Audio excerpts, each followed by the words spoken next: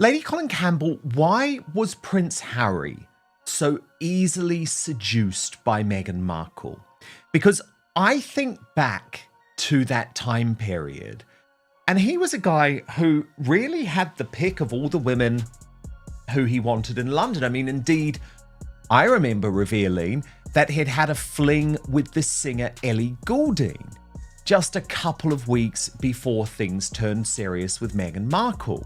So it wasn't that there were not lovely, very desirable, very famous British women, both in terms of the celebrity world and the aristocratic world, who were available to Prince Harry. So why was it that this D-list American walks in and all of a sudden all bets are off? Well, I think on some level, Dan, water seeks its own level, and each of them has personality traits that are compatible with the other. I think Meghan is a very forceful personality.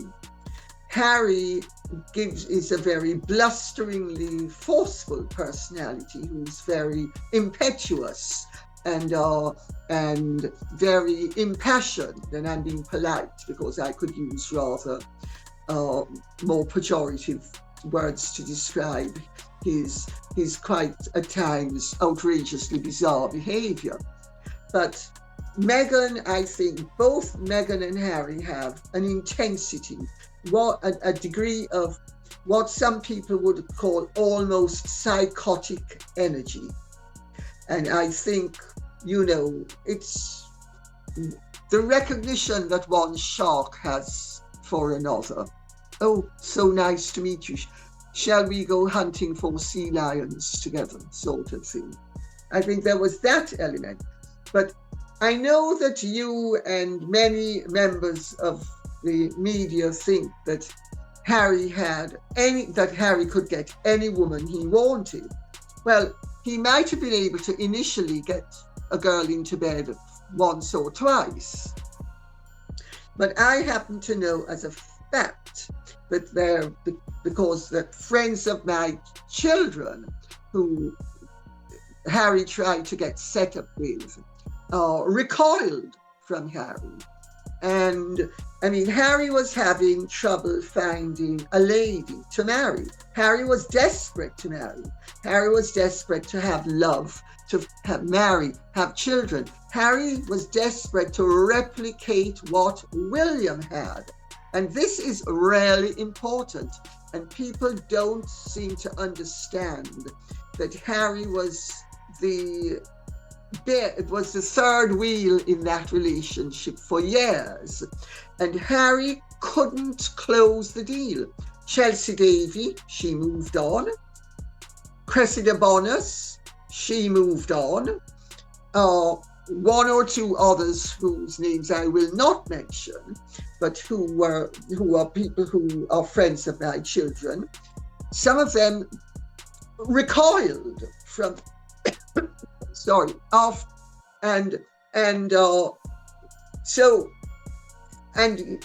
then he had sort of ships passing in the night with various girls, but nothing came of any of that because, first of all, the well-bred girls ultimately didn't want to being royal was not so desirable that they would spend the whole of their lives tethered to Harry. That was the reality. So Harry was having real trouble finding a permanent woman. And 2 meteors, 1 orbit. From the first date, critics say she read the room, read the prince, and seized the moment. The charm, the eye contact, the mirror talk. Harry didn't just feel seen, he felt chosen. And when a man who's long been the spare finally feels like the lead, that's the easiest heart to rewrite. He says that as soon as he met Meghan, there was a click. And I think there often is a click. I mean, certainly, I don't know about with you, but with me, whenever I'd met somebody who was important, there was an immediate click. and psychologists would say that on an atavistic level, you recognize the reality of each other. Oh, as a friend of mine who was a famous psychologist said, in the first 15 seconds of meeting someone, at times you know more about them than you will know in the next 15 years. And so you should trust your instincts. Well, presuming, of course, you have good instincts. And so there was all of that going on. And he couldn't land a decent girl. And so he landed Meghan. And I think he was always going to end up either with somebody who truly loved him and truly was prepared to put up with the rubbish that went along with him. But that meant she really had to love him an awful lot. And there are other people who've had relationships like that and they have worked. I mean, to an extent, for instance, William and Catherine have a relationship like that. You know, I mean, loving any Prince of Wales is not a bagatelle because it comes with so much baggage. And William is in some ways a very loving and great guy and very decent person. But in other ways, he's an extremely complex individual. And he's had a very, very trying life. And it's left its mark in ways that have turned out to be positive. But, you know, I mean, you have to be a pretty intelligent, sort of very stable, very equanimous personality to actually be with William. And so William got his true love. Harry never got his true love. And what did Harry end up getting? Meghan Markle. So he was always going to either end up with true love or with no one or with then an opportunist. And he's ended up with an opportunist. Lady C, can I just ask you about those two relationships that you talk about? Because if we start with, well, let's start with the most recent serious relationship before Meghan, which was Cressida Bonus. In Spare, Harry makes out as if he had dumped her. But of course, that has always been an issue of some contention. Who's right on that? Is that true? Did he really dump her? Commentators point to Harry's open wish list: a real partner, a family, a life that looked less like duty and more like destiny. Years of near-miss romances, always the third wheel to a fairy tale next door. Enter Meghan, confident, composed, camera-ready, offering the one thing he couldn't buy with a title: certainty. Supporters call it love, detractors call it leverage. Either way, it worked. Well, Harry is rather like my late father-in-law, who said to my late stepmother-in-law, 2 women have divorced me. I'm not going to allow a third to divorce me unless you pay me £250,000. Because his vanity couldn't stand 3 women divorcing him. Harry couldn't stand the fact that he was going to have to admit that Cressida Bonus was already in the process of, shall we say, nicely dismantling the relationship. Now, I mean, that's how nice girls function. I used to function like that. I used to try to give my boyfriend at the time, when I decided it wasn't going to be worth, you know, my effort further and nothing was going to come of it and I didn't love him enough or blah, blah, blah, that I'd try to let him down gently. And I mean, sometimes you thought you'd succeeded and discovered later on that you hadn't, because they'd seen right through you. Well, Harry, realizing he was going to be pushed, he jumped. So, and then was churlish enough to publish it in a book. But let's remember, Harry was churlish enough to say that he had been de-virginized and he was a swell stallion by a much older woman who's younger than his present wife. So exactly. It's a faith-saving exercise. But my understanding is that he realized that it wasn't going to go the way he wanted it, and so before he got chopped, he did the chopping, and then, as I say, was completely ungentlemanly enough to put this in a book. But it doesn't matter, because she's back. She was back with her old boyfriend and very happy, and so it's fine. And I mean, she doesn't care. I don't think anybody cares. And so then the love of his life, Lady C, the one who really did get away, and I remember chronicling this for a long time during their off-on period, was Chelsea Davy. And I mean, many people even today, Lady C, believe that was the hammer blow for Harry. That's when Harry really started to change, when Chelsea just decided, I don't want to do this. What's your understanding about how that impacted him psychologically? This is where the tempo shifts. Fast escalation. Big feelings, bigger plans. When momentum outruns questions, the questions stop showing up. Us against them framing. Critics say the narrative tightened. Loyalty tests, private over public, were the only truth in the room. Message discipline, coordinated interviews, curated reveals, carefully chosen keywords that just happened to crowd out older headlines. You don't silence a story, you stack newer ones on top. Boundary setting, access narrowed, inner circle trimmed. To fans, that's protection. To skeptics, it looks like control. I don't think it's had any of the profound impacts that some people would like to attribute. I think the guy was a jerk. I could actually use a word that begins with A and ends in hole. He behaved because that's how he behaved. And finally, she'd had enough and she just dropped the axe. And did it stop him from behaving like something that begins with an A and ends in a hole? No, it didn't. And let's remember, Meghan indicated that, and Harry admitted it, that when he tried to pull the stunts with her that he had pulled with other girls, she said to him, "No, I'm not putting up with any of this." So good for her for having done it.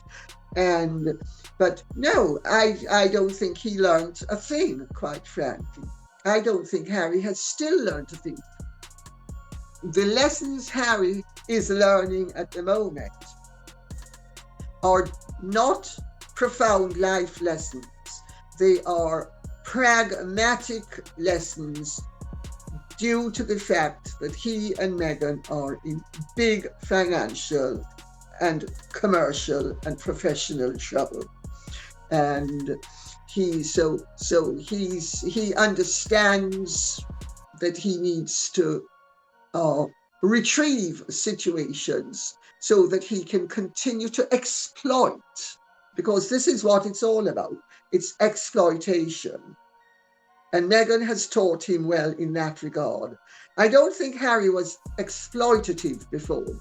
I think he was careless, and I think he was extremely dependent. And he certainly was paranoid and, a drama queen. And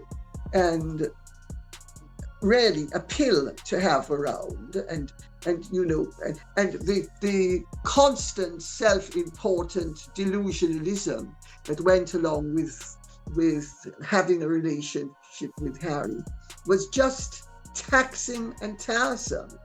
And ultimately, no sensible girl wanted it.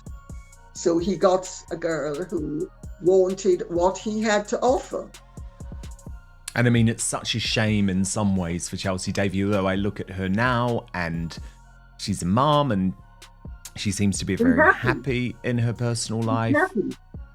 She's happy. And she would have made a very good Duchess of Sussex. Cressida Bonus would have made a very good Duchess of Sussex as well. Both of them would have made good Duchesses of Sussex. But each of them is happy in her own private life. And you know, Dan, I have friends, some of whom you've met, who could have married into the royal family and didn't want to, because it's at such a price. You know, usually girls from privileged backgrounds, they might think, oh, well, it would be nice and fun.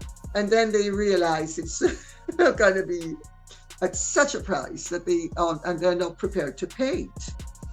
And I think we need to bear that in mind as well, that a lot of these girls didn't want it as well because of all the constraints that go along with it. I mean, being royal is really very dull and boring for maybe 90% of the time. You know, you have high points, but the rest of the time it's dull and boring. And most of the work is unsung, and they get a lot of criticism at times that is unfair, and every now and then they get criticism that is fair. Then came the rupture. Protocol out, personal platform in, royal rhythms replaced by primetime confessionals, book chapters, and production deals. Supporters saw liberation, critics saw orchestration, each move reinforcing dependency. New life, new city, new projects, all roads leading back to her creative vision and his willingness to follow. The more bridges they burned, the fewer paths he had that didn't run through her. Isn't the problem, though, Lady C, that because he had been so sheltered, that meant that when Meghan came into his life, even though he had all of these people who did really care about him, from Prince William on down, saying, look, just be careful, she doesn't know everything, she doesn't know, she's not quite as she seems, he decided to buy the dream. And I think a lot of that came down to his stupidity too, because he actually didn't understand that Meghan was a bit part actress in a basic cable show, making decent money, but coming to the end of that ride, and certainly not a star. Dan, she was on a maximum of 50,000 per episode. Maximum. That's not great money. Sorry. No, and the residuals were not massive. I mean, no. And remembering she was doing these very sort of B-grade movies in her hiatus on Suits. Dan, didn't your school teacher when you were a child teach you the alphabet? D or F? Definitely not D. Come on. Z. But he just totally bought into it, didn't he? He just swallowed her lines, hook, line, and sinker. Yeah, but Meghan is very dominating and can be very seductive. And she is very, since this is YouTube, I'm going to choose my words carefully. She is very romantic in a horizontal way. And she was able to get him what President Trump called whipped. She managed to use the implement that got him whipped. And so he was enchanted, but she has a very dynamic personality if you buy into it. and she's certainly got a very strong personality. And Meghan has energy. Meghan has far more energy and is far more brutal than Harry. And it really became a contest as to who was going to dominate whom. And it became apparent to Harry, if you read what he said, by the end of the second date, that Meghan was the dominatrix he had always wanted. Harry basically wants somebody to take care of him. Harry wants somebody to big him up and tell him what a fantastic guy he is, what a great lover he is, how wonderful he is, and he equally was feeding her lies, because he led her to believe that he was more powerful and that his position was greater and that the influence he had was greater than it turned out to be. So each of them was really on some level duping the other. But duper's delight, because look at it, they've ended up together and they've joined forces and they have turned out to be very adept at trying to dupe the rest of the world. So look at it like that. Very, very good point. Fascinating insight as ever from Lady Colin Campbell. So, did Meghan reshape Harry, or just reveal the man he always was? Fans say she saved him from a system that never fit. Detractors insist she scripted the exit, cast him as co-star, and kept the spotlight centered. Here's the undeniable part. The timing, the tactics, the total narrative control feel less like romance and more like a campaign. If that's love, it's love with a strategy. And in strategy, intent is everything.